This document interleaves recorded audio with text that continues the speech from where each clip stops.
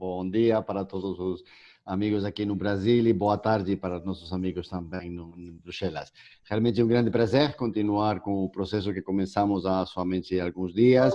Na primeira sessão tivemos um grupo já de 90 participantes e não é somente importante o número, é também, sobretudo, importante a qualidade das pessoas que participaram nessa reunião. Hoje, como a Victoriana já explicou, vamos começar com o primeiro dos workshops. O tema do primeiro workshop é, sem dúvida, bem importante: meio ambiente, clima e comércio internacional, e vamos ter, logicamente, que também com claro foco com a ideia da recuperação pós-Covid, que todos desejamos aqui no Brasil e também, logicamente, na Europa.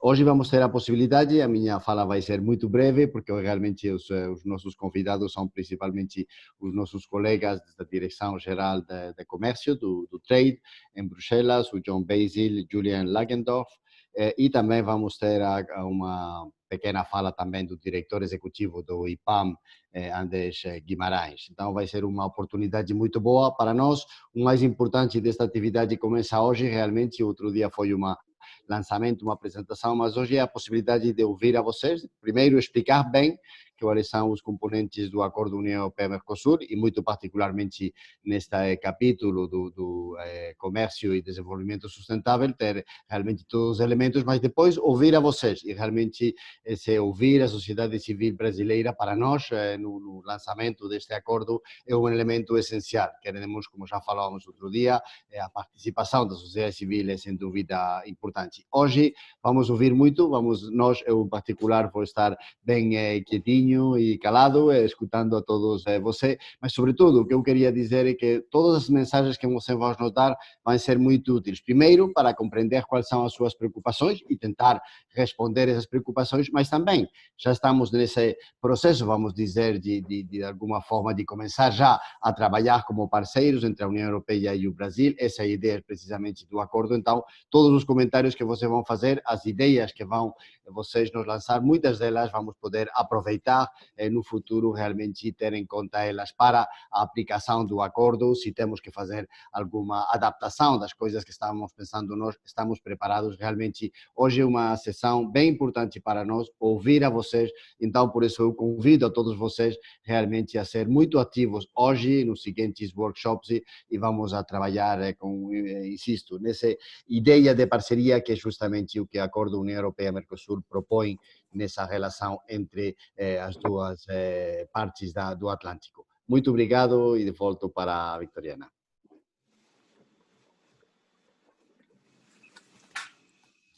Obrigada, embaixador. Passo agora a palavra aos peritos, John Basil e Julius Langendorf, por favor.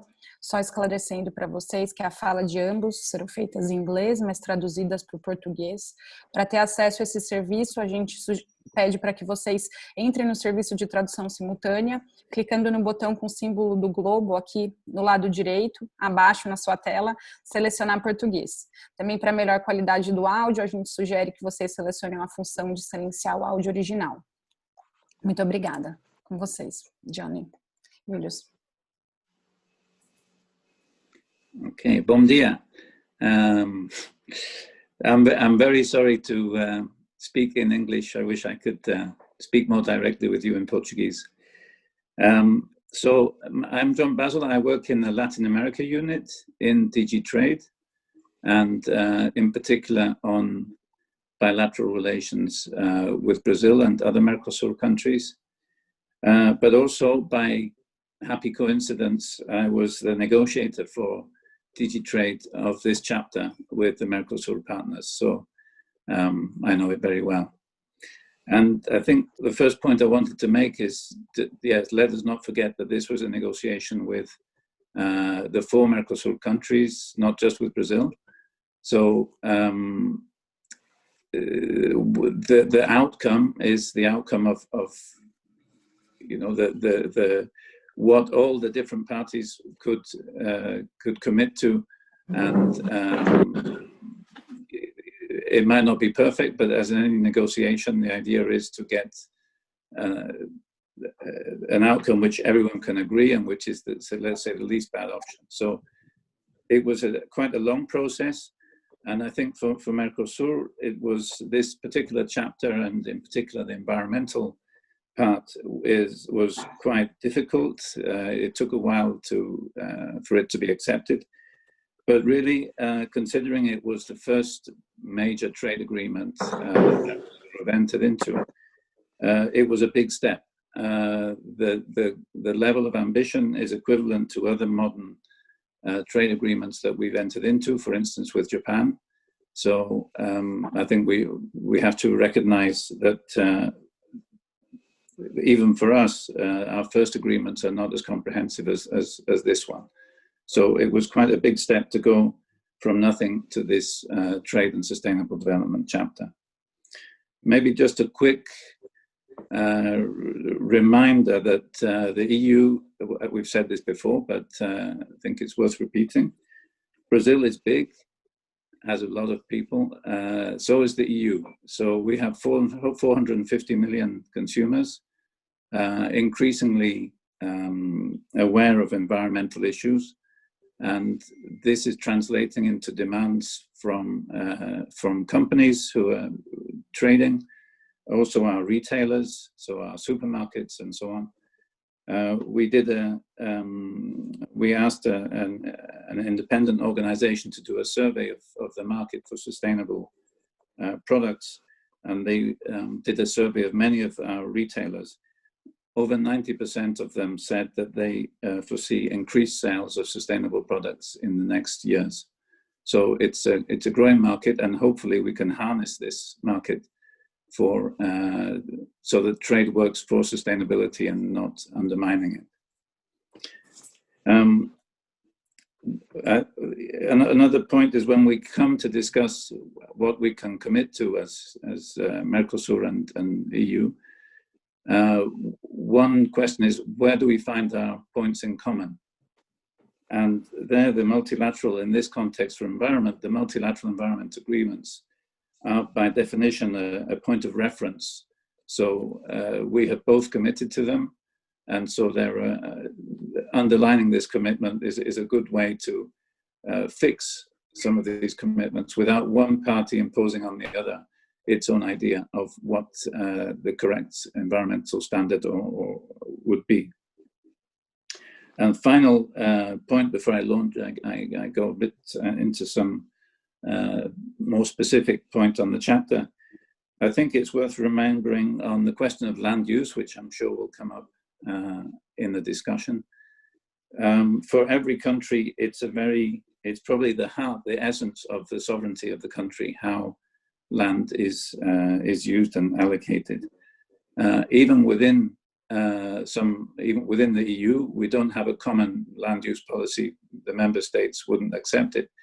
Even within some member states, the subnational states or provinces have competencies in land use. So it's something where, I don't think it would be realistic to expect a trade agreement to have provisions that would enter into specifics of land use.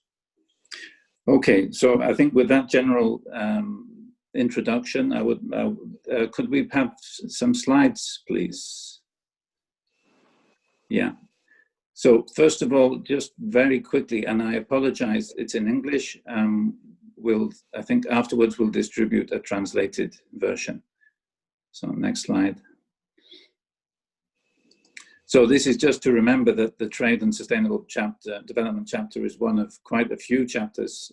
You can see how comprehensive the agreement is.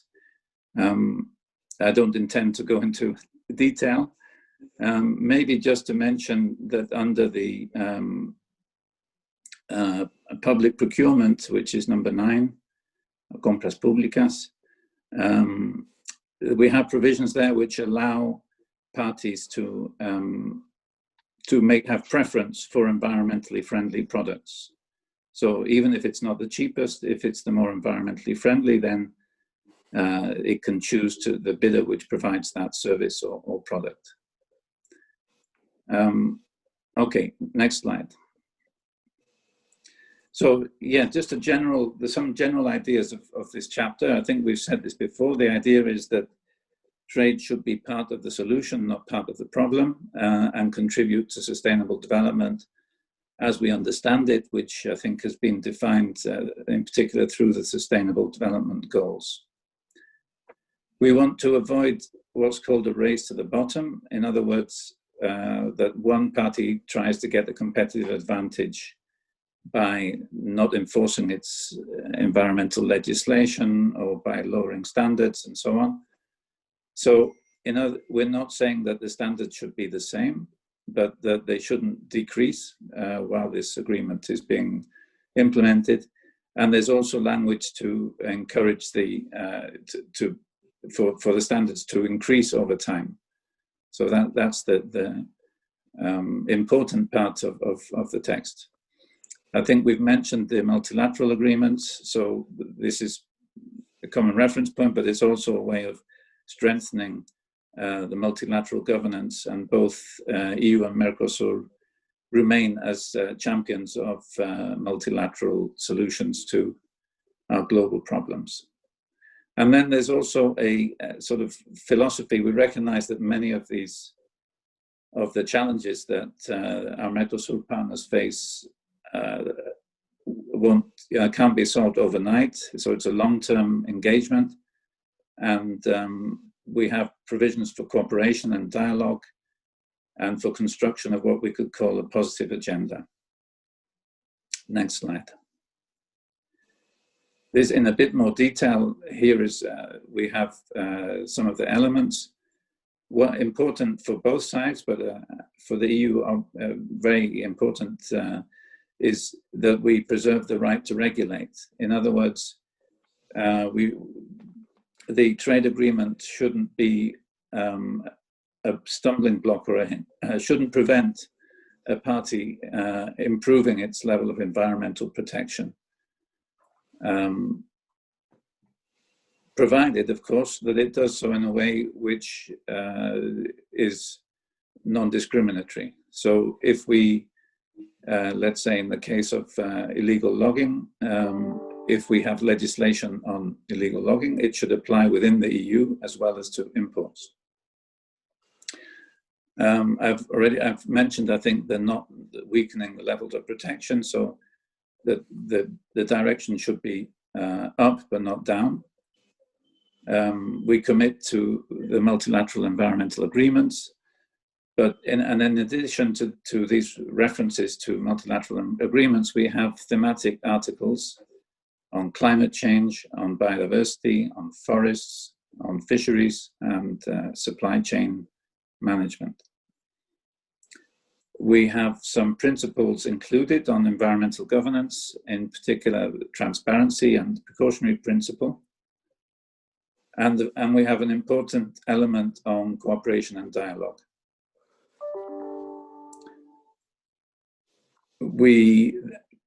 Though not so visible in this chapter because the provisions are elsewhere, but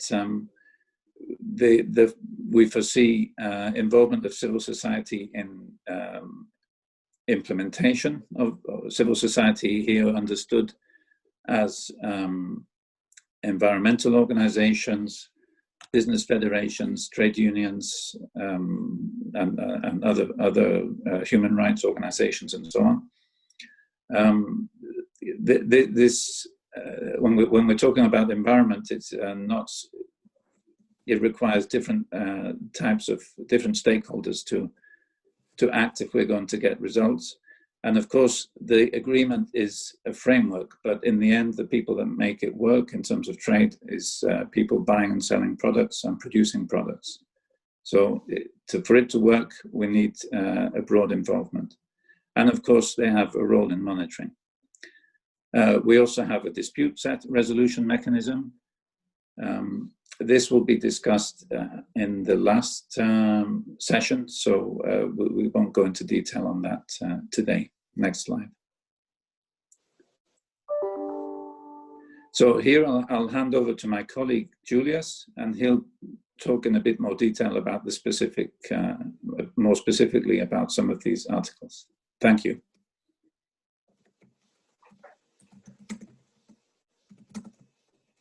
Yeah, climate change, yes.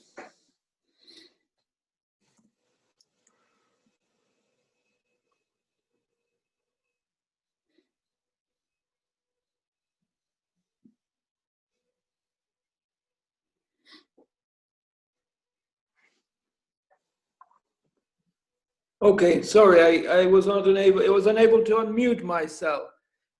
Good morning, everybody, and happy to be with you, even though in this virtual way.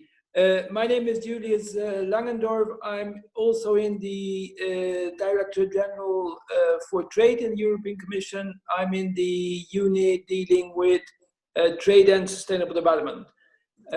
And I wanted to take you through the remaining articles to the extent they're environment related of the TSD, the Trade and Sustainable Development chapter. I'll try to be brief because I think you have already had an overview of quite a number of important provisions.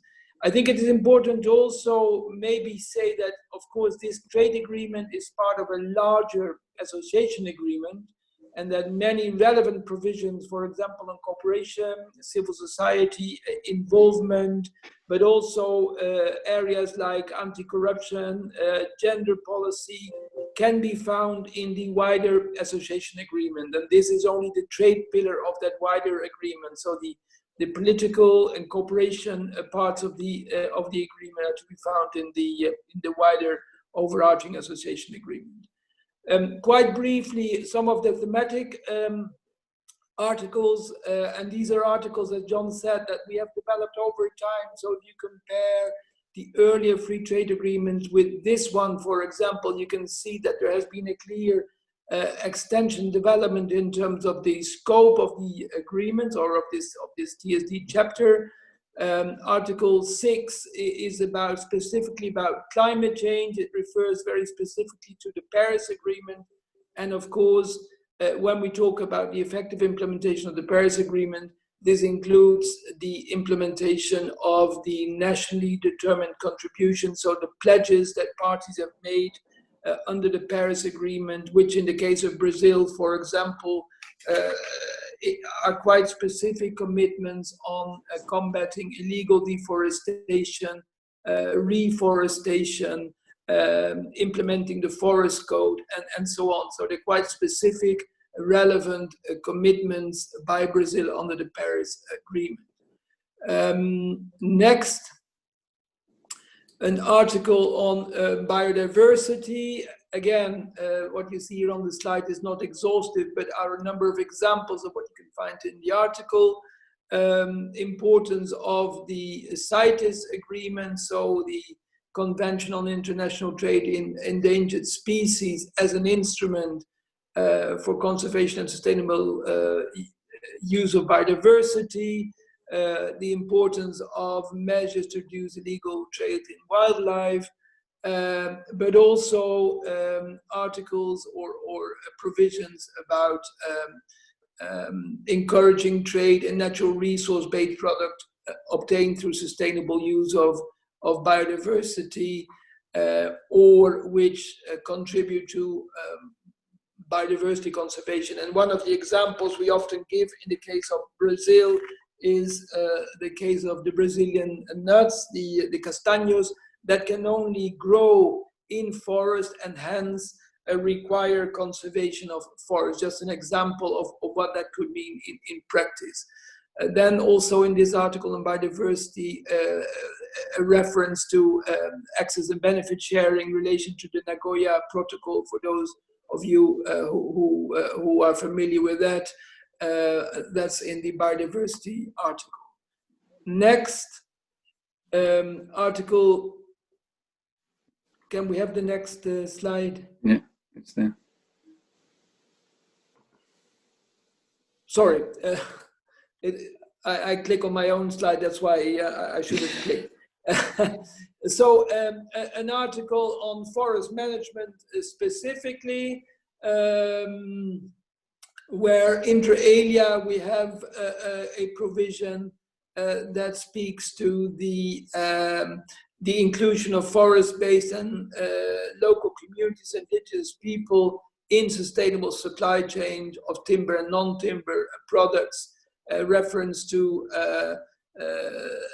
the prior informed consent in that context. So we think that is quite an innovative article that we don't find in other agreements that we negotiated and of course also a provision on measures to combat illegal logging and related trade.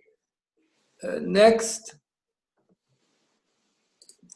An article on fisheries, inter alia measures to combat illegal, unreported and unregulated fishing, so IUU fishing, and to make sure that such fish products do not end up in international trade.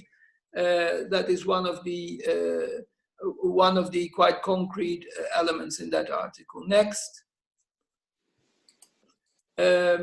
Then, and I think this will be probably discussed a bit more in more detail at next week's session on the social and labor part of the agreement, but there is also an article on supply chain management, responsible business conduct, which covers both, of course, an environmental but also human rights and a labor angle.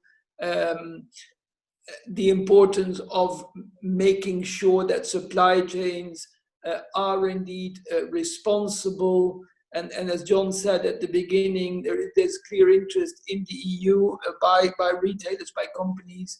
And we expect also EU legislation on that front to make sure that supply chains are indeed more sustainable and companies behave responsibly.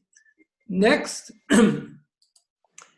A few articles, and sometimes widely discussed, at least within Europe, is of course the reference to the precautionary principle, which is very clearly enshrined in Article 9. So where scientific evidence is insufficient and there are serious or there are risk of serious environmental damage or damage to occupational health and safety, the parties can invoke the precautionary principle. Also the importance of transparency in developing and implementing policy measures, and that of course includes, and that's clearly also in this article, public participation in developing and implementing such measures. Next. Finally, and this links a little bit to the larger association agreement, an article on cooperation and dialogue, where the philosophy of the chapter, that is for parties first and foremost to cooperate to advance this agenda,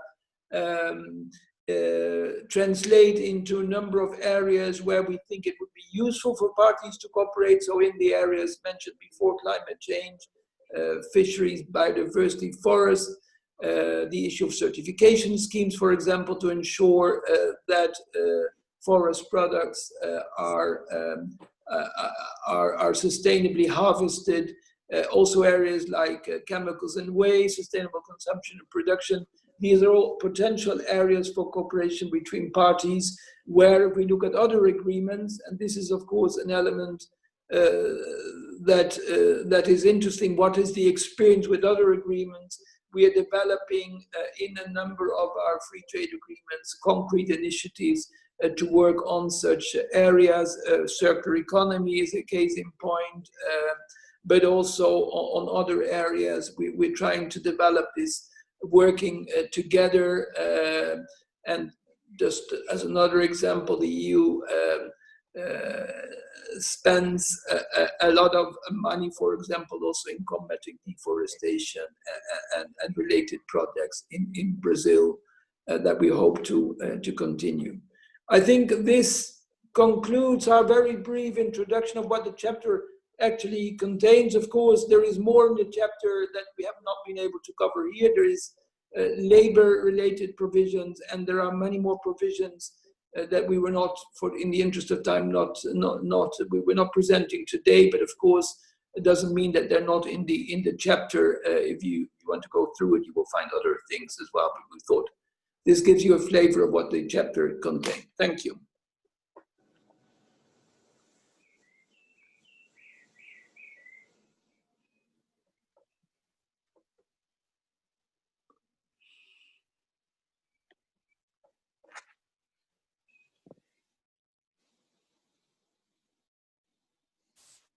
Obrigada. Passamos a palavra agora para o André Guimarães, no qual vai nos fazer uma fala também, diretor executivo do IPAM, por favor.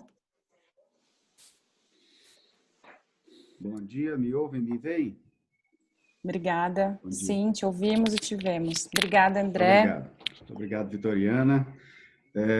Muito prazer a todos, um prazer estar aqui. Embaixador Inácio Ibanez, é uma honra poder participar desse diálogo. Eu agradeço em seu nome ao convite.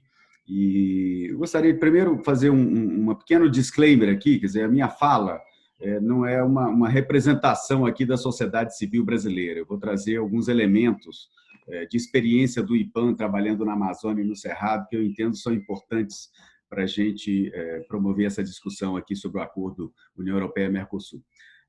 Feito esse disclaimer, senhoras e senhores, eu quero fazer referência a dois comentários que o embaixador Ibanez fez no primeiro seminário na segunda-feira, que eu achei bastante pertinentes acerca do acordo. O primeiro foi de que sustentabilidade é algo que precisa de ser feita por todos, ou seja, não adianta um continente, um país avançar muito e o restante não acompanhar aquela mesma velocidade. Ou seja, esse é um princípio, eu acho que é importante de ser respeitado no desenho e na construção e na implementação desse acordo. Ou seja, é o fato de que nós precisamos de corrigir assimetrias para a gente conseguir atingir resultados que são importantes para o coletivo. O segundo princípio que eu achei interessante, estão dizendo que eu estou sem áudio, Vitoriana, eu não sei o que... Está bem, André, você está com áudio, acho que o Ronaldo aqui tem o problema. Ah, sim, é um problema pontual, então. Ok, bom, como eu dizia, o segundo princípio que eu achei interessante de trazer aqui, também mencionado pelo embaixador na segunda-feira, foi a importância do empoderamento da sociedade civil e da participação da sociedade civil no processo de desenvolvimento, acordo e implementação do acordo. Com esses dois princípios em mente, eu gostaria de contar um pouco, rapidamente, uma história, tá? E eu vou, enfim, para um pouco ilustrar o ponto de vista que eu gostaria de trazer aqui. A gente, voltando 40, 50 anos atrás, senhores e senhoras, o Brasil era um importador de alimentos. Em 40, 50 anos, com muito investimento, com muita tecnologia, com muitos incentivos, a gente se tornou um dos maiores exportadores de alimentos do mundo. Isso é motivo de muito orgulho para o Brasil. Esse avanço todo econômico representa hoje em torno de 1/4 do PIB brasileiro.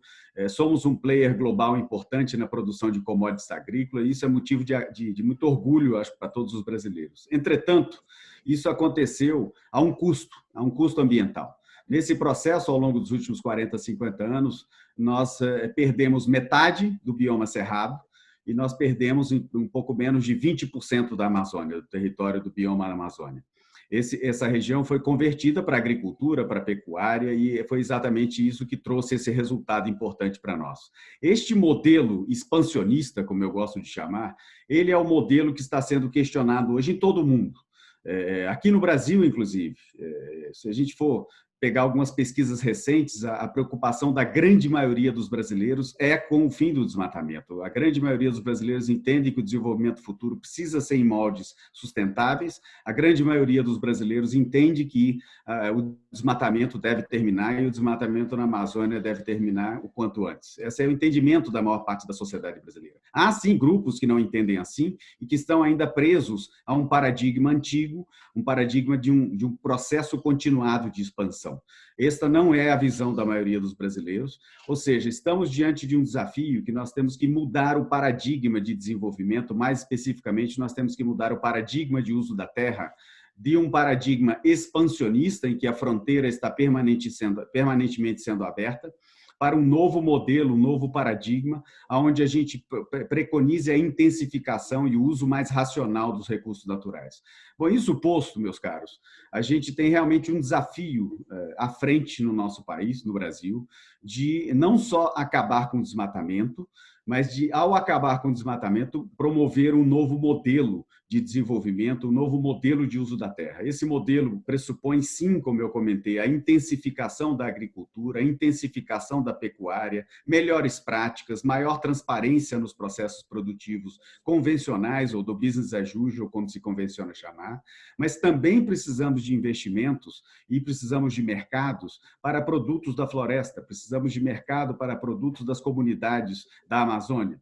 E eu vou citar aqui, me pediram para citar alguns exemplos, então eu vou trazer aqui um exemplo que ilustra um pouco esse desafio, porém, a oportunidade de se mudar esse paradigma. O IPAM tem um trabalho já de longa data com comunidades e agricultores familiares na Amazônia. E com o apoio do Fundo Amazônia, esse projeto já se encerrou há 2 anos atrás, mas com o apoio do Fundo Amazônia, nós desenvolvemos um projeto que basicamente forneceu assistência técnica para pequenos agricultores da Amazônia. Nós trabalhamos com 3.000 agricultores e, ao longo de 5 anos, a gente forneceu assistência técnica para esses pequenos agricultores. Eu estou falando aqui para a agricultura familiar, que produz farinha, que produz frutas, que produz pequenos animais, que produz também bezerros para a pecuária e tudo mais. Esse trabalho com 3.000 famílias ao longo de 5 anos, onde, mais uma vez, nós basicamente fornecemos assistência técnica para essas famílias, gerou 2 números ao final desse trabalho. O primeiro número foi um aumento de 120% na renda dessas famílias. E o segundo número foi uma redução de 80% no desmatamento por parte desse coletivo com o qual nós trabalhamos. Ou seja, a hipótese de que, se a gente intensificar a produção, nesse caso na pequena escala, na agricultura familiar, a gente tem melhoria de condições de vida, melhoria da circulação de mercadorias e de produção de melhor qualidade, e também a redução do desmatamento, essa hipótese, então, está demonstrada. Nós trabalhamos com um universo de 3.000 famílias, mas o universo total de agricultura familiar da Amazônia são 700.000 famílias. Nós temos um território ocupado pela agricultura familiar na Amazônia equivalente a uma França e meia. São quase 70 milhões de hectares ocupados pela agricultura familiar. Mais ou menos 50% desse território já está desmatado. E não há hoje perspectivas, incentivos e tecnologia disponível e capital financeiro disponível para uma mudança nessas práticas de uso da terra pela agricultura familiar. Há ali, sim, uma oportunidade, como eu demonstrei para vocês, mas há um grande desafio de se investir nesse processo de virada, nessa mudança de paradigma, como eu comentei anteriormente. Então, eu acho que tem vários exemplos. Tá? A grande agricultura, hoje no Brasil, nós temos hoje aproximadamente 20 milhões de hectares de ILPF, que é o processo produtivo onde você, numa mesma área, combina florestas, combina agricultura e combina pecuária no mesmo território, aumentando a eficiência do uso da terra. Já há uma expansão orgânica desse processo, mas nós precisamos de colocar mais capital nisso. Nós precisamos de investir mais recursos. O Brasil precisa, através do Acordo União Europeia-Mercosul, acho que é importante aos negociadores europeus observarem também a necessidade de investimentos. Sim, nós temos que combater o desmatamento ilegal, essa é uma função do Estado brasileiro que precisa de ser executada, está sendo mal executada e precisa de ser aprimorado, sim. Mas nós também, ao lado do combate ao desmatamento ilegal, precisamos trabalhar com os incentivos e os estímulos à produção, seja ela extrativista, seja ela agricultura familiar, seja ela média, grande agricultura, em qualquer categoria de uso da terra, nós temos que aprimorar esses processos, o que pressupõe tecnologia, pressupõe investimentos e pressupõe a abertura de mercados. Portanto, fazendo aqui uma finalização e um paralelo com o que foi colocado pelo John e pelo Júlio agora, a implementação do Acordo de Paris, que é um dos pilares centrais do Acordo União Europeia-Mercosul, perpassa por todos esses exemplos que eu dei. Perpassa pela necessidade de se reduzir o desmatamento da agricultura familiar. Perpassa pela necessidade de incentivos econômicos para se produzir em moldes mais sustentáveis. Perpassa pela necessidade da remuneração dos serviços ambientais gerados pelas florestas, pelas comunidades tradicionais, pelos territórios indígenas, pelas unidades de conservação. Este é um desafio que passa em grande escala por uma necessidade de investimentos. O acordo, então, ele precisa considerar essa demanda de incentivos e de investimento, de abertura de mercados para produtos sustentáveis, e, em fazendo isso, tornar esse acordo uma alavanca para a gente mudar aquele paradigma que eu coloquei anteriormente na minha fala, que é o paradigma da expansão, para um paradigma novo da intensificação e, em última instância, um paradigma novo do desenvolvimento sustentável do uso do solo do Brasil. Eu acho que eu já me estendi um pouco mais do que eu deveria aqui na minha fala, mas eu entendo que nós vamos ter agora momentos para debater um pouco mais. Eu só queria terminar mais uma vez, embaixador Ibanez, agradecendo o convite de poder conversar com vocês e reforçando, inclusive à luz da sua fala na segunda-feira, o grande interesse da sociedade civil brasileira também de se engajar com qualidade nos debates e contribuir para a construção desse acordo de maneira que ele seja salutar para os interesses europeus, para os interesses brasileiros e para os interesses do Mercosul. Mais uma vez, muito obrigado pela oportunidade. Eu fico à disposição para seguirmos conversando. Obrigado, embaixador. Obrigado a todos.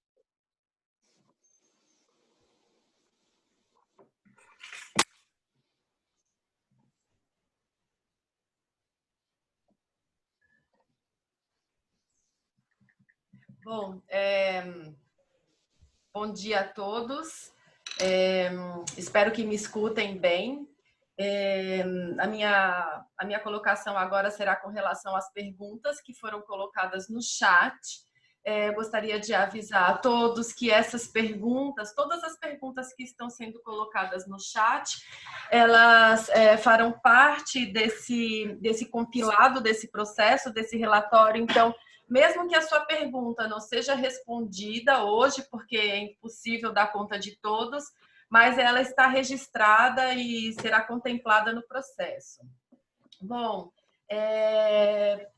a gente vai ter 2 rodadas de perguntas, então nessa primeira rodada eu gostaria de trazer aqui algumas falas da audiência com 2 pontos para que os peritos possam responder. A primeira delas tem a ver com perguntas a respeito da relação da Europa, né, os consumidores europeus, com os produtos que são importados aqui do Brasil. Então, a pergunta como é que o mercado europeu vai se comprometer a comercializar apenas produtos que tenham uma origem com uma sustentabilidade assegurada, né? E nessa mesma linha de perguntas vai assim: como é que a União Europeia vai responder aos seus cidadãos, né, ao seu mercado consumidor, por exemplo, a compra de soja e carne brasileiras que são relacionadas ao avanço da fronteira do desmatamento no Brasil. Esse é um bloco de perguntas. E o outro bloco de perguntas tem muita preocupação, endereça muito as questões das comunidades tradicionais, dos povos indígenas que vivem nesses ambientes, né, nos territórios tradicionais, e que, assim, como é que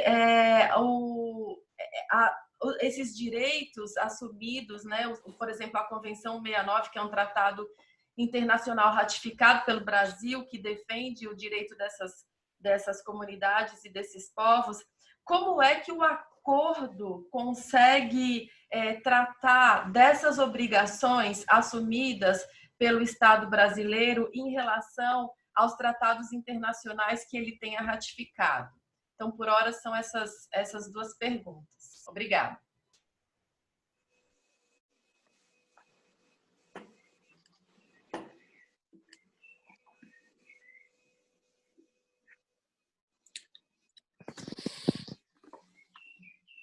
John, shall I start?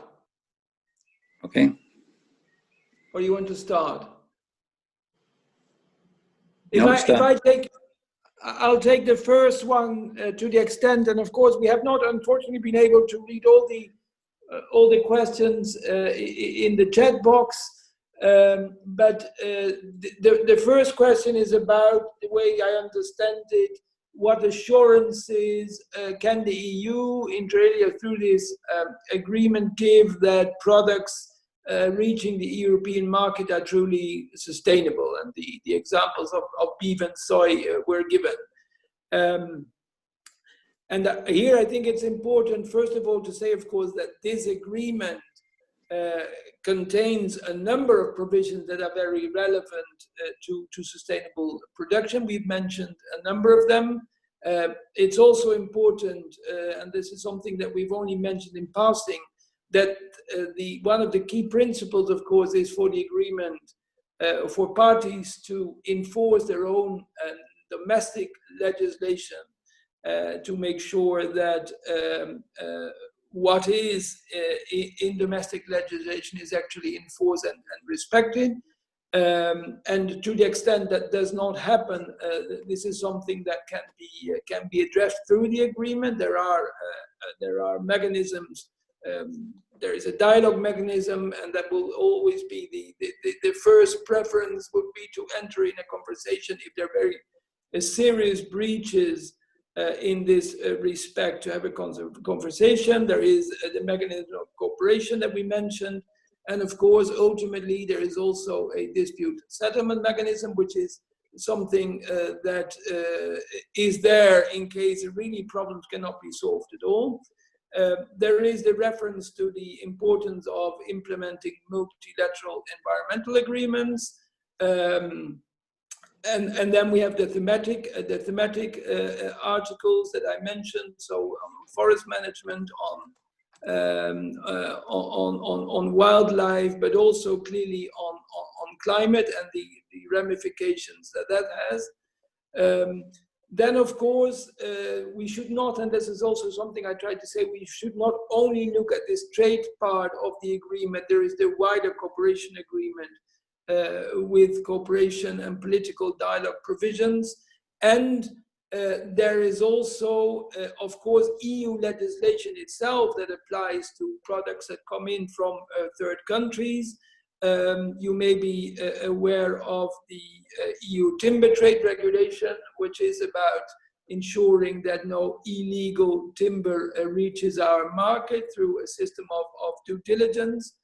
And we're also developing legislation on due diligence in supply chains, which will have a human rights, but also an environmental component. This is something that we are developing. At the same time, being aware of the concerns of a product reaching our markets, not only from Brazil, but from many other countries. And of course, we would always apply a principle of non-discrimination. So we would also apply any legislation to EU products itself, but we're also looking at what we can do to address very specifically the effects of certain commodities on deforestation. This is something that we're working on. So we have both within the trade agreement, in the wider cooperation agreement, but also in terms of EU legislation itself that would apply to import and to EU products, a number of tools to address concerns about unsustainable or illegal products reaching our markets. I think that is my answer to the first question. Of course, if John wants to complement, and that is okay for the chair, then please.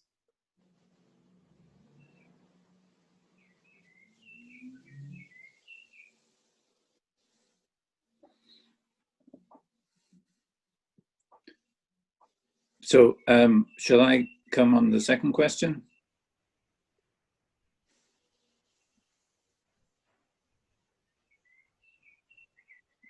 Sure, go ahead. Yes. Yeah, okay.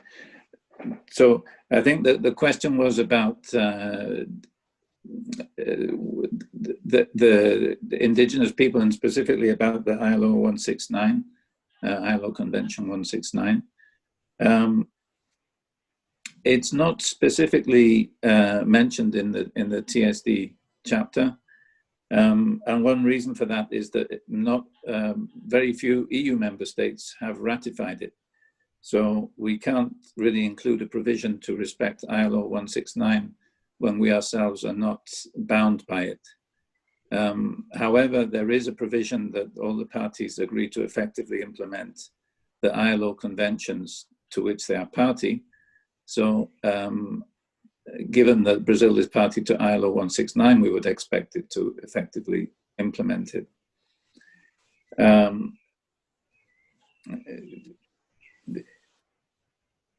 I think our discussion is a little bit hindered because we're focusing on one chapter of a big agreement, and so we don't have the full picture. But in general, the human rights dimension is more developed in other parts of the agreement. We did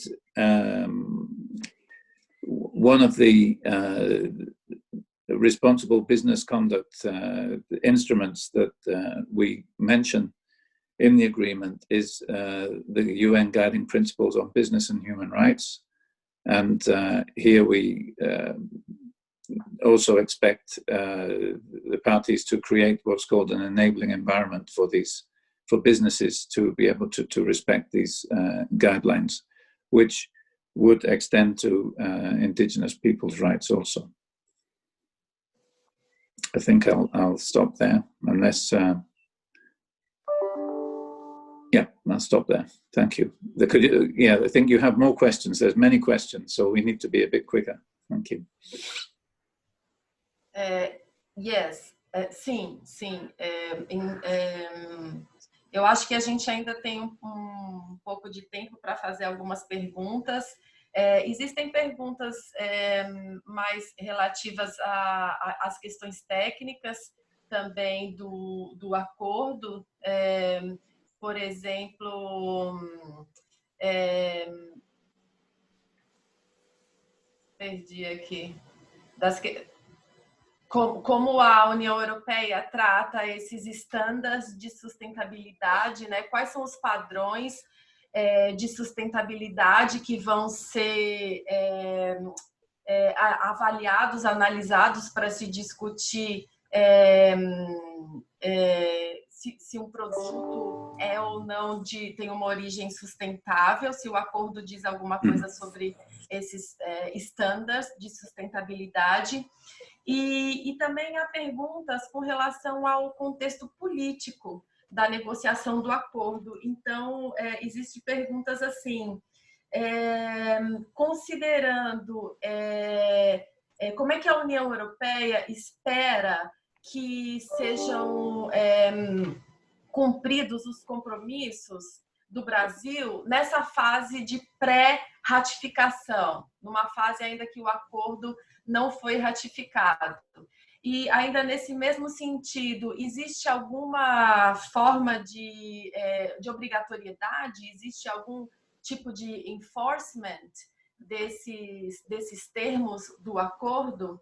E, por fim, uma última pergunta desse contexto político é se é verdade que se está tendo conversas no sentido de se dividir o acordo comercial e o capítulo de sustentabilidade para facilitar que seja, de fato, ratificado pelos Estados.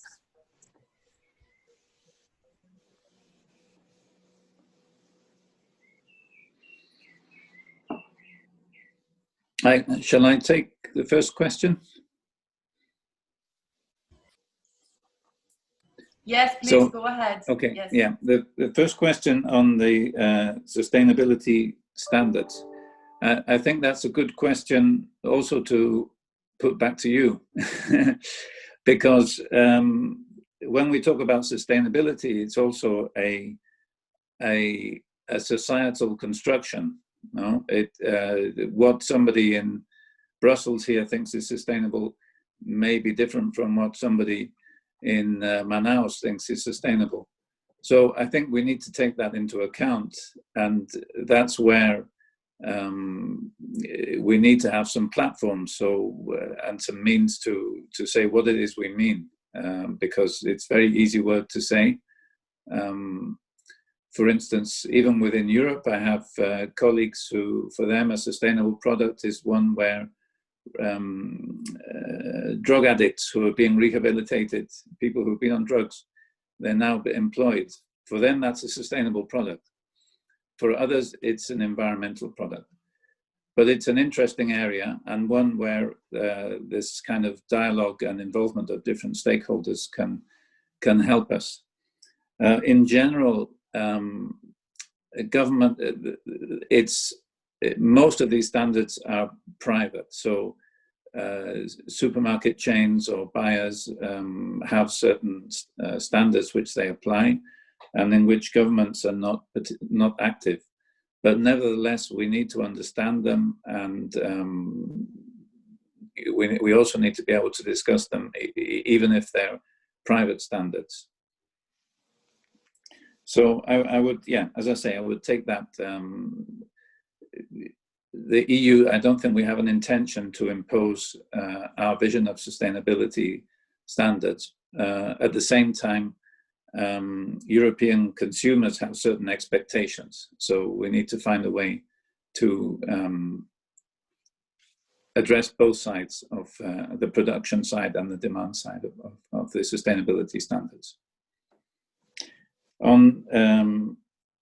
Yeah, then there's also a question on enforcement, where I'm a bit reluctant to go into that, given that it's going to be discussed in 2 weeks.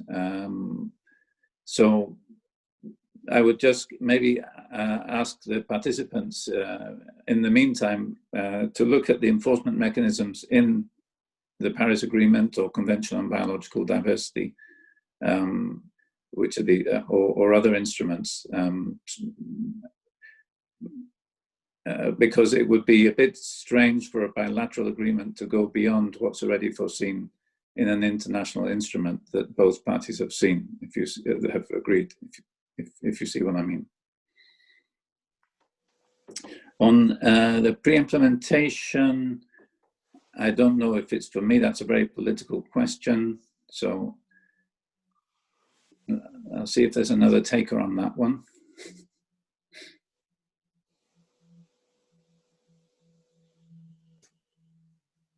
John, you're not suggesting I should answer that, right?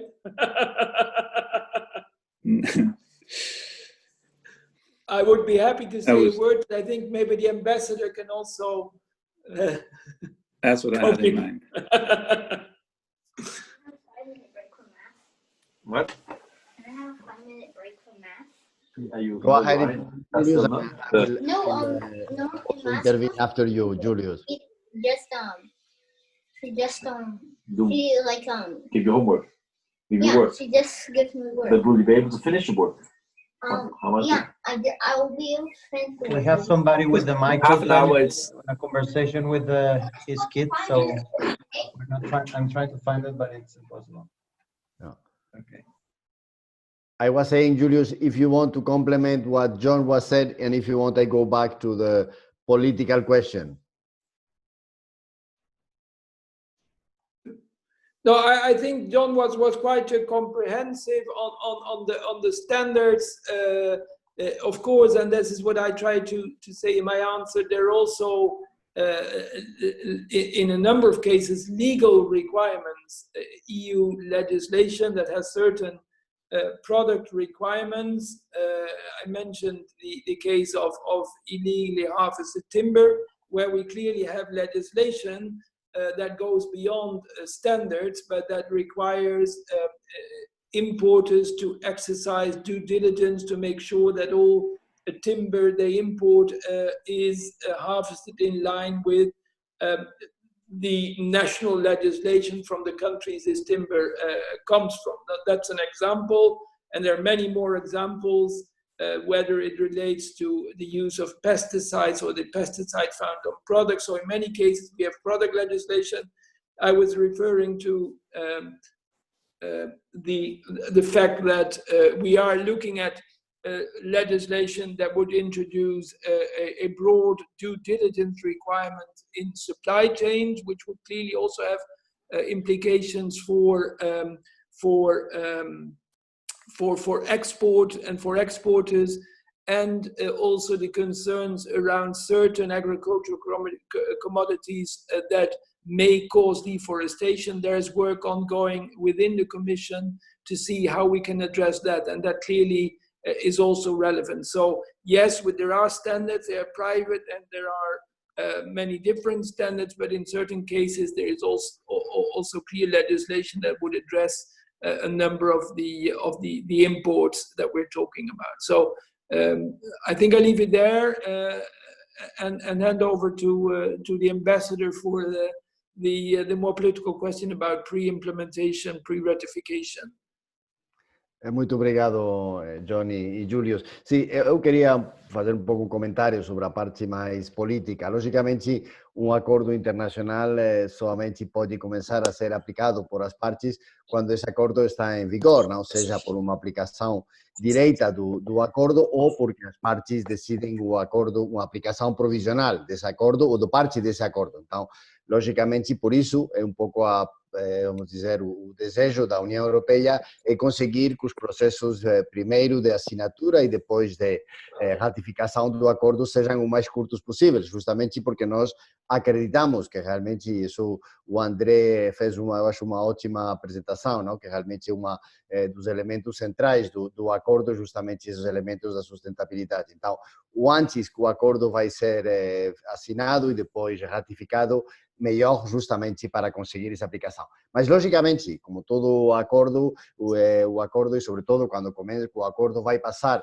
na fase de ratificação e, com, portanto, dos votos nos parlamentos, no caso da União Europeia, no Parlamento Europeu e depois nos parlamentos nacionais, mas a mesma coisa vai acontecer aqui no lado do Mercosul, quando o acordo chega, vamos dizer, a uma discussão política, logicamente há umas expectativas das duas partes para saber o que o acordo significa e como esse acordo vai ser. Eu acho que um pouco é o que está acontecendo agora, não? Se você tem, como temos, não? Com o Acordo União Europeia-Mercosul, uns compromissos bem abrangentes e bem ambiciosos, eu diria, respeito à sustentabilidade, logicamente os parceiros, nesse caso os parceiros da União Europeia, acreditam que o Brasil e todos os países do Mercosul e também os países da União Europeia têm que começar, vamos dizer, já a aplicar desde agora essas ideias, essas obrigações, esses valores que nós estamos defendendo. Então, esse é um pouco o pedido que nós estamos fazendo à parte brasileira em particular. Temos acompanhado nos últimos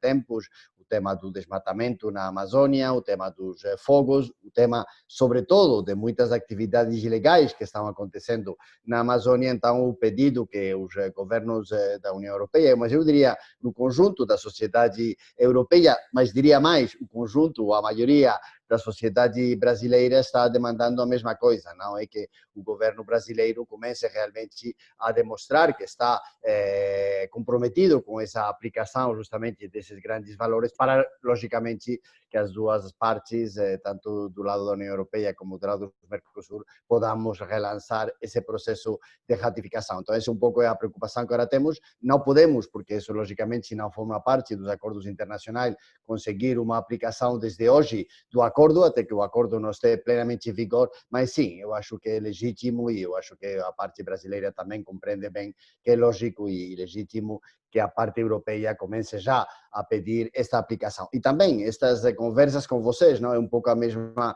ideia, não? Nós temos dentro do acordo uma possibilidade para que a sociedade civil seja um ator fundamental dentro da aplicação do acordo. Ainda não temos o acordo, mas se já podemos começar a falar com vocês, com a sociedade civil brasileira, para ver quais são as preocupações que vocês têm e já começar a trabalhar, vamos dizer, no espírito do acordo, que logicamente o que estamos buscando todos, isso vai ser muito, muito positivo. Esse é um pouco o pedido que os países da União Europeia, os diferentes parlamentos, como vocês têm acompanhado, o próprio Parlamento Europeu, estão pedindo a nós, a Comissão, como negociadores deste acordo, realmente conseguir que todas as partes se comprometam desde já que são os grandes valores deste acordo, e eu acho que essa mensagem já foi bem recebida por o governo brasileiro. Eu acho que a criação, por exemplo, do Conselho Amazônia foi, sem dúvida, uma boa notícia para todos nós. Nós estamos trabalhando nesse diálogo com o Conselho Amazônia, mas ainda precisamos, e isso acho que é um pedido também de todos vocês, da sociedade civil brasileira, precisamos de fatos, precisamos de ver na realidade que essas coisas começam a mudar e mudar de uma forma sustentável e uma forma com futuro. Então, esse é um pouco o pedido, essa seria um pouco a nossa vontade, de começar, vamos dizer, a aplicar o acordo antes de que o acordo seja em vigor, para assegurar justamente cada um dos parlamentos que vão votar este acordo, que realmente o caminho do acordo já começa a ser seguido por todas as partes. Essa seria um pouco a mensagem, vamos dizer, mais política dentro da nossa vontade de diálogo, e justamente este seminário, estes workshops vão nessa direção. Finalmente, Júlio e John, uma última pergunta, que temos várias perguntas sobre a avaliação do impacto do acordo em temas ambientais e direitos humanos. Temos perguntas que se referem a estudos de avaliação de FACE, de Greenpeace e de FERN, e também ao relatório provisório do impacto da União Europeia. Não sei se vocês podem fazer uns comentários finais sobre esse ponto.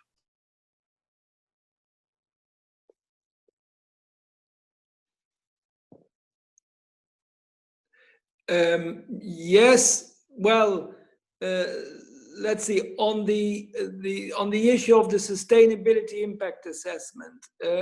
So for all our free trade agreements, and we've been doing this for more than 10 years, we carry out ex ante sustainability impact assessment. And for Brazil, for Mercosur, of course, I should say, for the EU-Mercosur agreement, this was also done. It's a process that takes several years.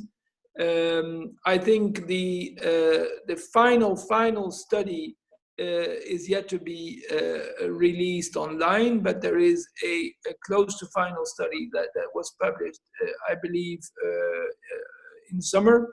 It's a very extensive study. It looks at the social, the labor, the environment, the human rights, economic impacts of the agreement, both in the EU and in each of the 4 Mercosur countries. It's quite an extensive study. It was developed by an independent consultant, but with close involvement by civil society. So that's also a purpose of the study. It's not only the end result, but it's also the process to involve civil society in the thinking and in the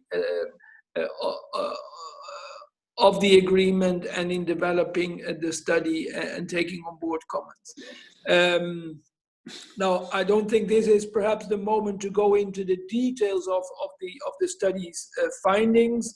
Of course, the chapters on deforestation and biodiversity have been hotly debated. What is the extent to which the agreement itself and the trade that will come through the agreement will lead to increased deforestation, biodiversity loss. There have been also discussions about the climate change impacts that the agreements may have.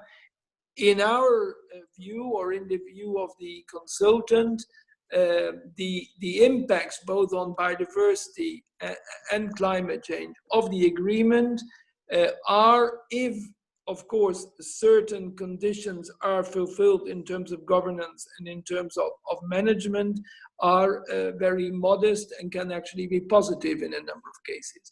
But what is important, of course, is that the agreement is properly implemented, that certain commitments in the agreement are respected, but the agreement as it stands, the way it stands now, in the opinion of the study, would not have any significant adverse impacts. Where there are concerns, the study also proposes what we call flanking measures, so makes clear policy recommendations on how these concerns should be addressed. And this is, of course, important work for the next stages after ratification of the agreement, but also already starting now. We are looking at these areas and where would we need to step up work to make sure that indeed the agreement works for sustainable development rather than against sustainable development.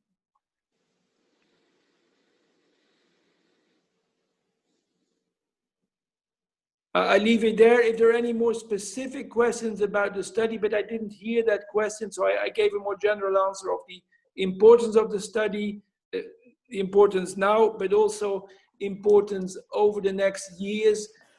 We know that there are certain concerns, and we will have to keep a close eye on those concerns and work towards addressing those concerns. I think that is basically the importance of the study. It's not a one-off study, but it's also a study that will guide us over the next years.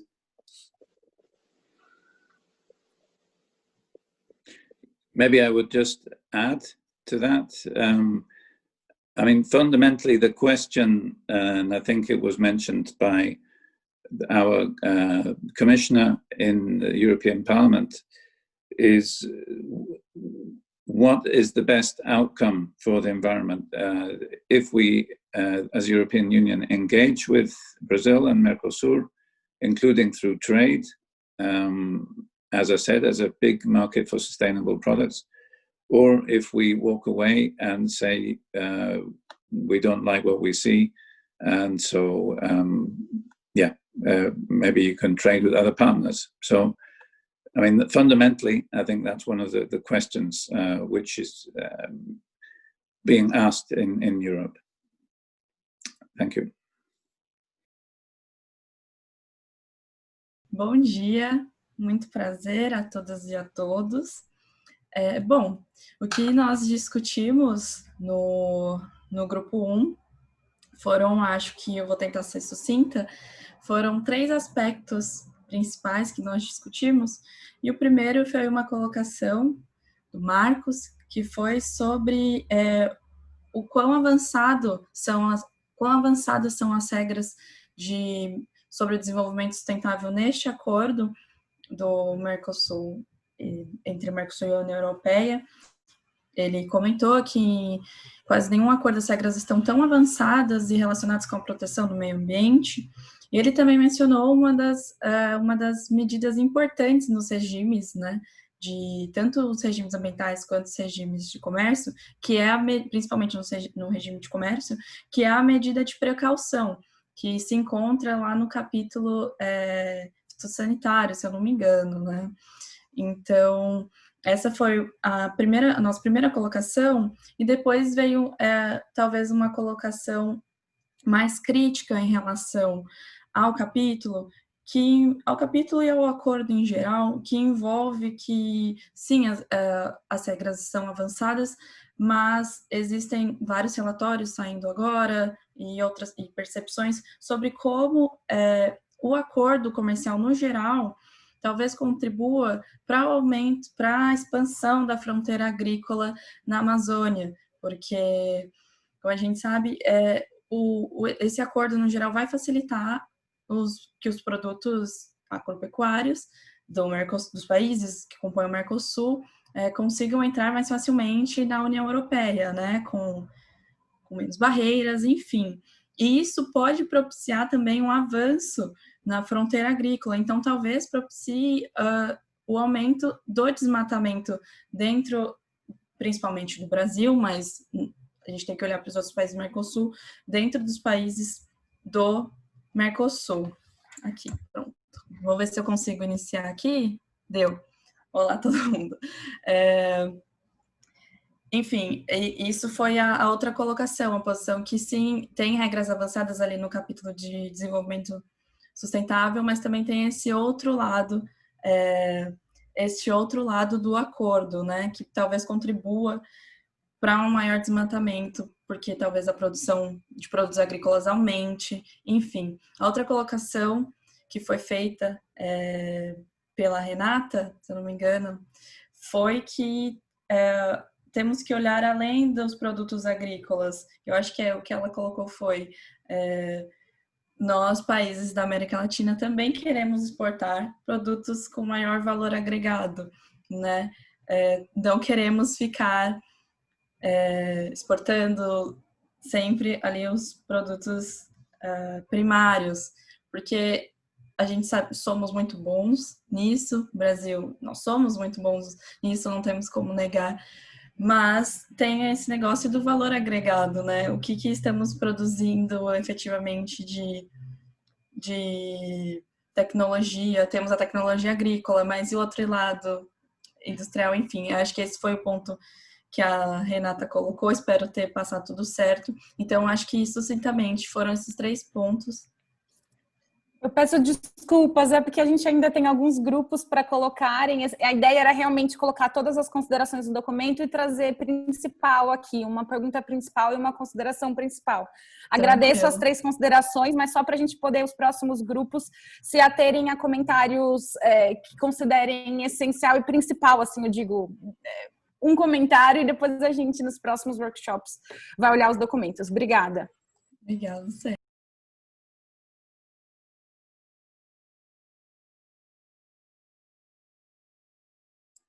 Por favor, o grupo 2.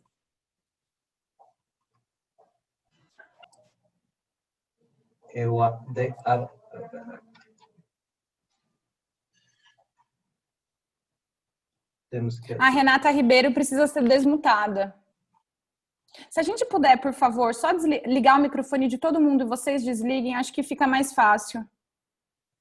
Os vídeos também, é um momento de se conhecer, Renata, fiquem à vontade. Renata já está aberta. Oi, gente, bom dia, sou Renata Ribeiro, sou consultora de política internacional no Instituto Clima e Sociedade, e nós selecionamos 3 pontos principais, eu vou falar bem rápido para conseguir falar os 3. Primeiro, a gente devolve a pergunta à União Europeia. Como a União Europeia vai garantir um espaço de diálogo da sociedade civil? Está pouco claro. Existe um comitê, mas está pouco claro como esse comitê será povoado e como vai ser o mandato desse comitê. O segundo ponto é sobre a vinculação de compromissos ambientais.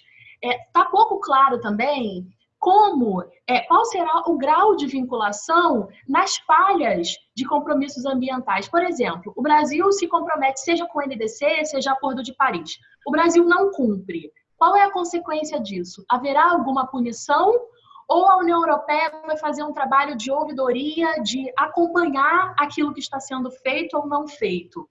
E o terceiro ponto, muito rápido, é como o acordo vai promover o desenvolvimento e a exportação de produtos típicos, falando de Norte e Nordeste. Como que haveria o estímulo à exportação desse tipo de produto? É só isso. Obrigada. Grupo 3, por favor. É o André Barreto do Amazon. Se puderem desmutar ele, por favor.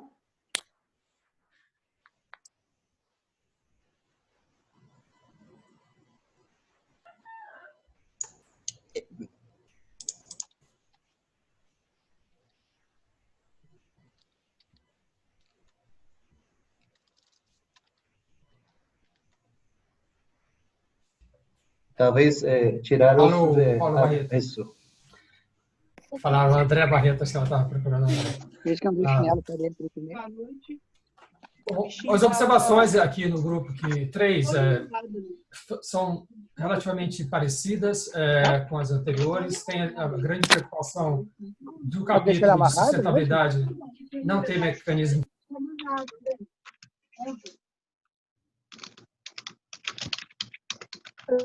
diálogos para dar conta dos desafios. Uma outra consideração é que a força do acordo é muito mais provável que ela seja antes da ratificação, no sentido de cobrar mudanças concretas na linha do que está no acordo, já que não tem esses mecanismos de sanção. Tem uma outra preocupação com a baixa abertura para participação da sociedade civil. Então, isso foi expressado de várias maneiras. No documento, a gente colou lá várias recomendações específicas, e aí a gente pode falar mais sobre elas depois. Obrigado.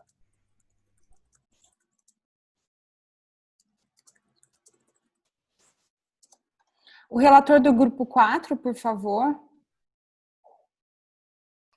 Se identificar no chat e também o do grupo 5, e assim já vamos estando preparados. Aqui, a Mércia, acredito que é do grupo 4, que ela ligou o vídeo. Sim, se eu não estou errada de grupo, eu sou do grupo 4, Mércia, do Instituto do Pacto Nacional pela Erradicação do Trabalho Escravo. O grupo estava meio tímido hoje, então a gente discutiu pouco. Mas a gente trouxe o seguinte comentário, que é importante que a União Europeia, nesse acordo, possa, então, apesar dele já estar publicado, observar que temas que são caros ao país conste no acordo. Por exemplo, mesmo que a questão indígena não seja um desafio e não seja algo que os países da Europa tenham ratificado, ele é um tema para nós. Então, se é um acordo entre as partes, que ele possa constar. A gente precisa dar destaque para a convenção, dar destaque da importância dele no acordo. Da mesma forma que é combater o racismo, combater a desigualdade de gênero. Então, são temas que são caros à nossa sociedade, portanto, ele tem que estar no acordo. Esse é um desafio que a gente está trazendo. A pergunta que fica é com relação a realmente aspectos de comunicação. Esse é um acordo que precisa de amplo apoio da comunidade, da população brasileira, e a gente não está conseguindo fazer com que a população entenda, não precisa entender do detalhe, mas entender que ele é um acordo que vai promover defesa do meio ambiente, defesa das pessoas e defesa do emprego, defesa da capacidade econômica do Brasil. Não é uma restrição, mas que a gente não está conseguindo e talvez não tenha recurso nesse acordo ou não tenha uma estratégia de comunicação que a gente possa implementar. Então, são esses dois aspectos. E elementos mesmos da gente conseguir acessar e detalhar a informação. Acho que foi esses primeiros elementos que a gente trouxe para essa primeira abordagem, que tem coisas que são regionais, são locais que precisam estar no acordo, que são importantes e caras para nós. Obrigada, Mércia. O próximo grupo, não sei se é o Alexandre ou a Nádia. Fiquem à vontade para ligar também os vídeos. Obrigada. Bom, vamos lá. O capítulo 1 do Trade and Development Equilibrado, o grupo identifica uma divergência em termos de prioridades de políticas, o acordo sobre diretrizes comuns, e por isso isso faz necessário uma maior compreensão dos conceitos, né? Por exemplo, o que são produtos sustentáveis. Aumentar algumas opiniões que sim, pode haver um aumento de renda e emprego nas regiões mais vulneráveis. Se falou bastante também com relação a sanções, restrições que podem impedir o desenvolvimento e aumentar práticas ilegais. Então, mas a opinião majoritária do grupo é que deve haver aí um esforço maior com relação aos mecanismos que viabilizem o cumprimento da legislação ambiental por parte do governo. Então, que os termos do acordo possam contribuir para isso. Aí sim depende do estabelecimento de sanções para o não cumprimento. Potencial se afirma somente se definido claramente o indicador de cumprimento. Então, né, além da sanção, precisa ter um indicador de cumprimento para que se tenha a medida disso, né? É que o texto está mexendo sozinho aqui. Fazer menções a outros acordos não será necessário, não está sendo suficiente. O aumento da corrente de comércio gerado pelo acordo pode aumentar a renda justamente em regiões mais vulneráveis. Eu vou para o meu caderno, gente, o texto está mexendo. Então, se falou dessa questão das divergências, de a necessidade de haver um acordo maior com relação aos conceitos, essas diretrizes. Precisa haver, então, essa clareza com relação à garantia do segmento do acordo para que ele incentive aí o cumprimento da legislação ambiental nacional. Os indicadores claros para a proteção ambiental. Nas condições atuais, é muito difícil crer que vá haver essa sustentabilidade. Há uma prisão muito grande ainda com relação ao preço das commodities, e o Brasil, como um grande fornecedor de commodities, havendo um aumento da exportação, obviamente as práticas que não são sustentáveis tendem a crescer para dar conta dessa exportação, né? Então há uma preocupação muito grande. E se falou bastante também da falta do povoamento do grupo, mas a falta de informação, de participação para a sociedade civil, para que ela possa conseguir, inclusive, medir esses impactos de forma mais eficiente, né? Então há uma carência urgente de informações, até para que a sociedade possa entender melhor esses impactos ambientais e outros. Eu peço a ajuda do grupo. Alexandre, muito obrigada. Agradeço também a consideração de todos. Agora a gente abre para os peritos fazerem suas considerações. Julius e John, please, if you can turn on your mic. E posteriormente a gente também vai ter uma colocação do embaixador e um encerramento. Obrigada.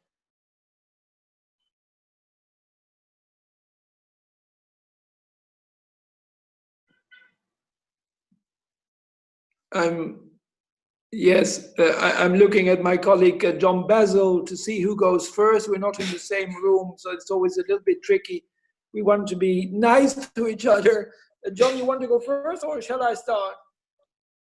Okay, yes, I can maybe start. So I think, well, first of all, thank you to the groups. I think it's a good dynamic, and the questions are quite precise. So thank you for that. And we see some common themes coming out, which is always useful for us.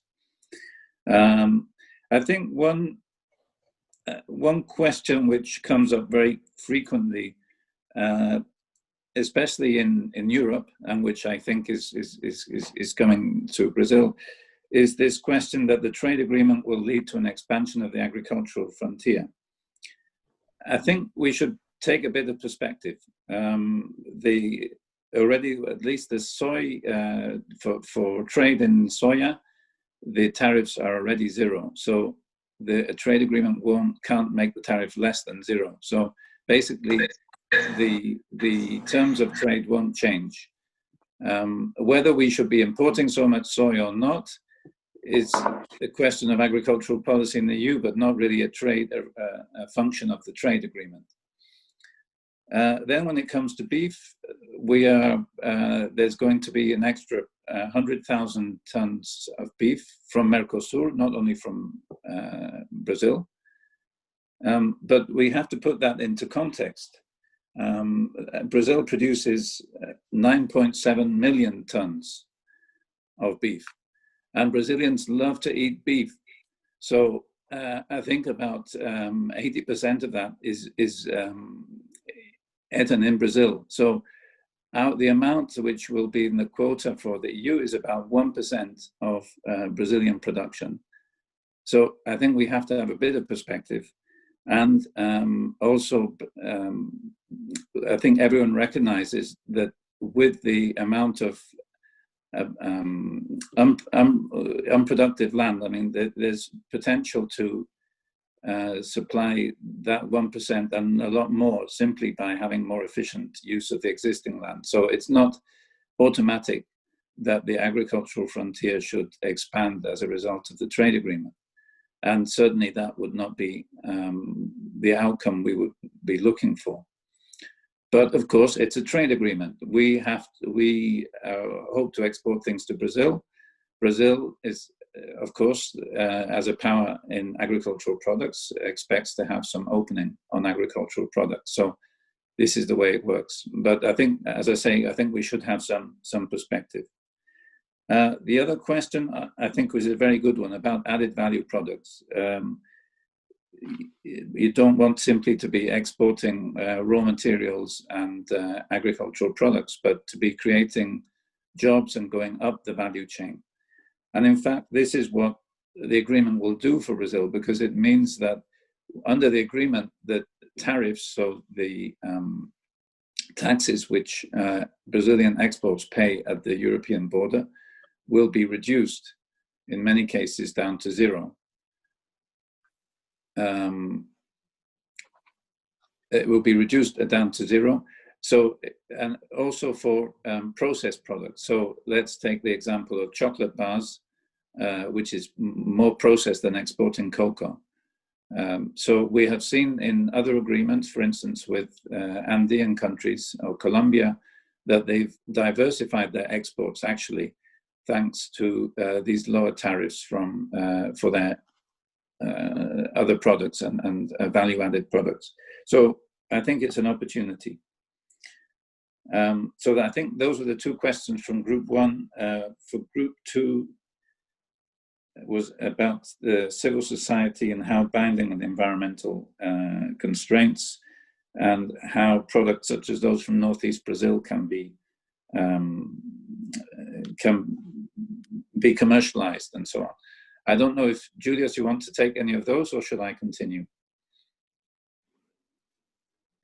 I can take two of those, perhaps. Briefly, if it's okay, John. On the question of civil society involvement, and I hope and I expect that we will have time to look at those aspects in more detail on the 5th of November during the 4th workshop. What is important is to realize again that the trade agreement is part of a broader association agreement. And if you look into the association agreement, you will see quite detailed provisions, obligations in terms of how to involve civil society. So it's not just an idea. These are articles in the association agreement, which are quite clear, for example, on the need for each party to set up so-called domestic advisory groups composed of different sections of civil society, trade unions, NGOs, business associations.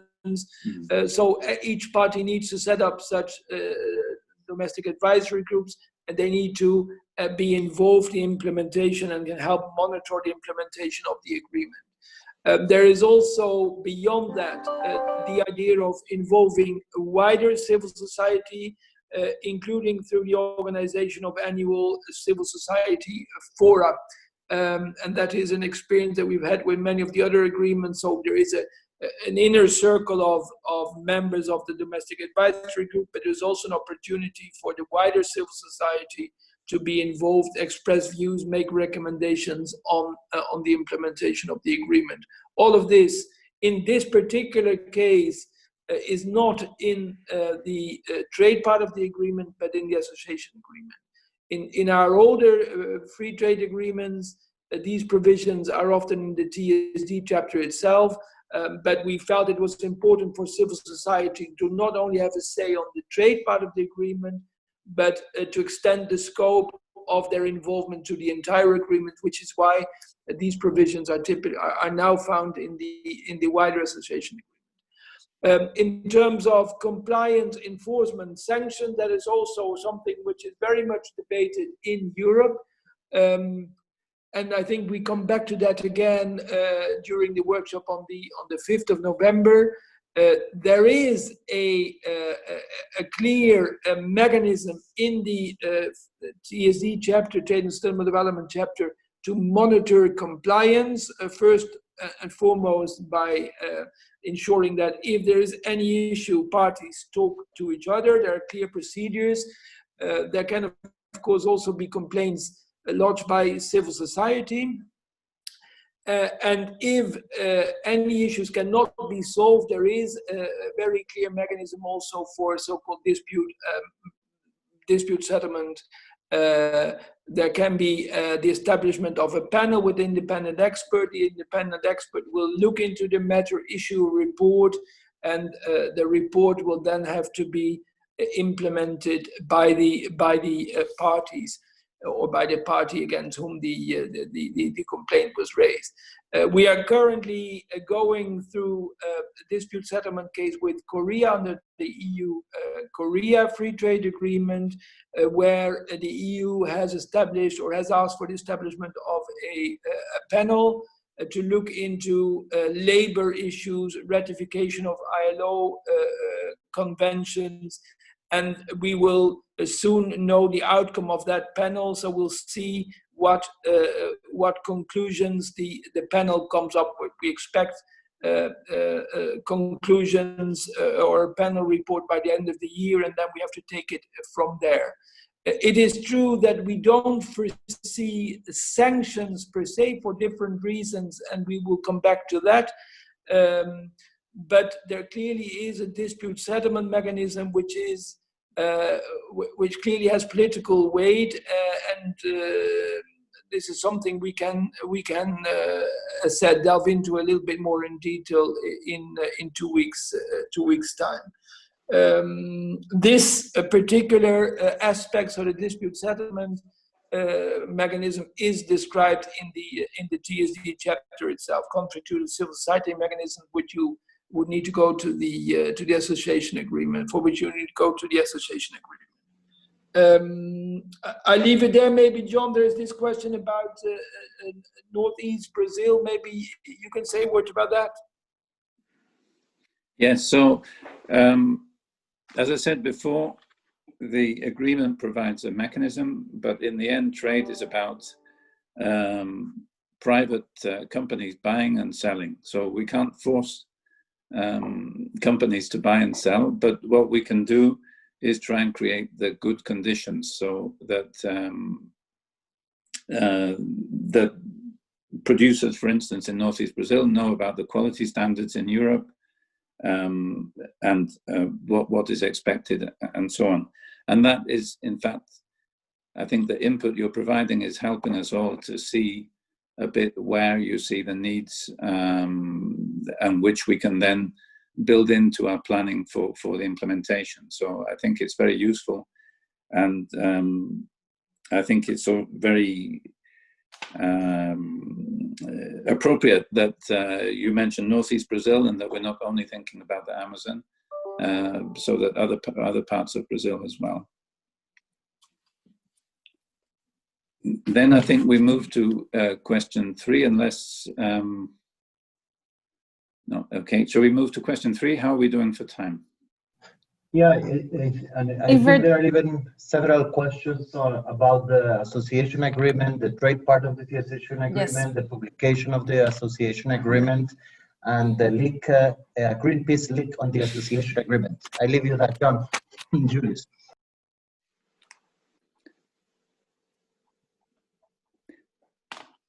Okay, well, yes, this part of the agreement has not yet been published, though, officially.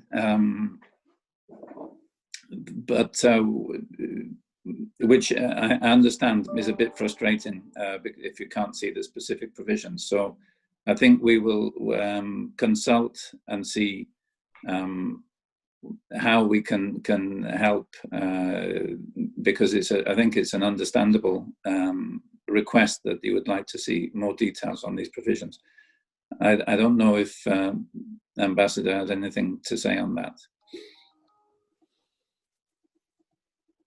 Well, no, not really, but I thought that the trade part, including the trade part includes the sustainable, the trade and sustainable development part. So I think this part can already be consulted estou falando em inglês. A parte do Acordo União Europeia-Mercosul, na parte do comércio, que contém, logicamente, essa parte de comércio e de desenvolvimento sustentável, sim, já foi publicada. Então, vocês já podem chegar a ele e poder começar já a analisar. A outra parte, que também da parte importante do Acordo de Associação, essa ainda não foi, e essa é o que, sim, com o João vamos pensar alguma forma de poder fazer chegar a vocês, porque para nós esse diálogo com vocês tem que ser um diálogo sustentado, realmente o que está no texto. Mas, insisto, a parte de desenvolvimento sustentável, porque eu vi várias perguntas de Paulo Barreto e outras pessoas que falavam que essa parte não é, e não. Essa parte, sim, já está publicada e você pode consultar ela já desde agora. eu puder só fazer algumas observações técnicas, daí o senhor encerra, por favor, embaixador. Então, primeiro, agradecer a presença de todos até o momento. Reitero as desculpas técnicas, a gente está buscando aprimoramento. Por favor, encaminhe qualquer dúvida ou melhorias. Não, Victoria, ainda o John não acabou de responder. Sim, John, please go ahead. Só sobre o capítulo, 1 minuto, desculpa, a gente disponibilizou para vocês e vamos incluir no Drive, então depois eu subo as informações aqui, já temos traduzido e outros fact sheets do acordo e do capítulo. Obrigada. Perfeito. John, go ahead, please. John.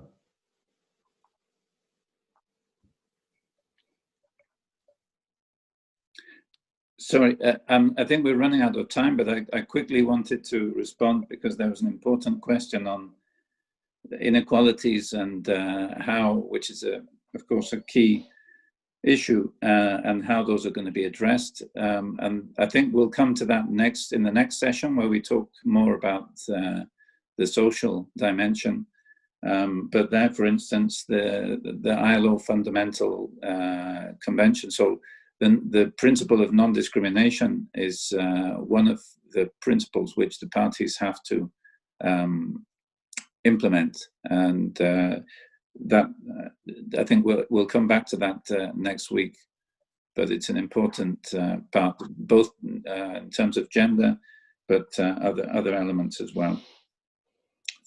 Thank you. Obrigada, John. Obrigada a todos. Algumas questões técnicas finais. A gente reitera que algumas discussões que foram trazidas aqui vão ser reiteradas no próximo workshop. O próximo workshop são de questões relacionadas a trabalho e outros elementos, assim como rastreabilidade, devida diligência em direitos humanos. O último workshop vai ser sobre enforcement, monitoramento, então a gente convida a todos a estarem presentes nos próximos workshops, por favor. Uma vez mais, reiteramos as questões sobre os documentos enviados. Existe um Google Drive, eu vou subir aqui para vocês em um instante o link.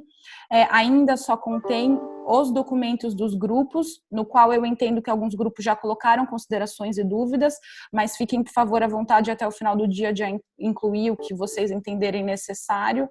Além disso, nesse Google Drive, vou subir o que já enviamos para vocês no primeiro documento, que é o fact sheet do capítulo, o fact sheet do acordo, que são as fichas técnicas do capítulo, do acordo. Por fim, também a tradução não oficial, mas a tradução que está sendo divulgada em relação ao português, do capítulo de Desenvolvimento Sustentável, e outras informações também posso subir lá. Respondendo algumas perguntas que me foram feitas sobre a disponibilidade de vídeo, informamos que o primeiro vídeo da mesa de abertura já foi incluída no YouTube, também vou mandar o link aqui para vocês. E agora, quando tivermos mais o link desse encontro, vou fazer um drive para vocês ali, informações, e subo alguns links. Então, desculpa, mas a ideia, como é manter o diálogo, a gente vai estar sempre nutrindo o drive com documentos necessários. No mais, agradecemos a presença e passamos para o encerramento do embaixador. Muito obrigada a todos. Qualquer dúvida, só mandar um e-mail para a gente e também sugestões. Obrigada. Victoriana, como eu tento ser mais ou menos obediente, quanto tempo tenho? 1 minuto, 2 minutos, 3 minutos ou 15 segundos? Embaixador, a gente passou um pouquinho do tempo, então fica à vontade, o senhor, para fazer o encerramento. Não, muito curto, que eu compreendo que já a sessão foi muito longa, mas realmente eu gostaria de começar, logicamente, agradecendo em particular o John, Julius também, o Guimarães, não, por as suas falas e, sobretudo, na parte do debate. E agradecer a todos vocês, realmente para nós foi muito rico todo o processo de intercâmbios, tivemos entre nós também uma boa conversa, realmente, de ficar com todas as perguntas que estão lá colocadas no chat e vamos trabalhar desse ponto de vista. Para nós, este diálogo é bem importante e eu gostaria de terminar, não, insistindo em que sim, que, por exemplo, com o nosso diálogo com o Conselho da Amazônia, o Conselho da Amazônia não reconhecia, vamos dizer, esse diálogo com a sociedade civil brasileira. Então, tomo boa nota disso, logicamente, no meu contato com o Conselho da Amazônia, vou passar essa mensagem. Eu já recebi um pedido também do setor privado brasileiro brasileiro, que eles querem ser parte dessa reflexão. Eu acho que é muito bom e, logicamente, para nós, na União Europeia, vamos fazer isso. Então, vamos continuar com estas sessões de workshop. O trabalho não é somente durante o tempo que estamos aqui no workshop, também todo um trabalho de preparação prévia e de preparação justo depois. Então, vamos continuar com a nossa equipe, com a Victoriana, com Fernanda, com Noelia, todas as pessoas que estão nos ajudando neste processo, e vamos tentar de ir respondendo. E, sobretudo, o que nós queremos insistir é: as portas ficam bem abertas realmente para ouvir os seus comentários, para ouvir as suas ideias. Para nós isso é essencial nesse trabalho que estamos fazendo de promover o acordo como realmente um instrumento, insisto, não entre governos, não entre líderes políticos, senão entre sociedades. A aposta que fazemos é realmente para um trabalho conjunto da sociedade brasileira, da sociedade dos países do Mercosul com a sociedade europeia. Então, muitíssimo obrigado por sua participação. Continuamos trabalhando, vamos preparar o próximo workshop, tudo isso com essa ideia de chegar a essa conferência. Então, muito obrigado por o tempo e realmente muito obrigado por suas ideias, sugestões que vão ser tidas muito em conta a partir de agora, sem dúvida. Obrigado, Victoriana, obrigado, Fernanda, obrigado, Júlio, John e todos vocês.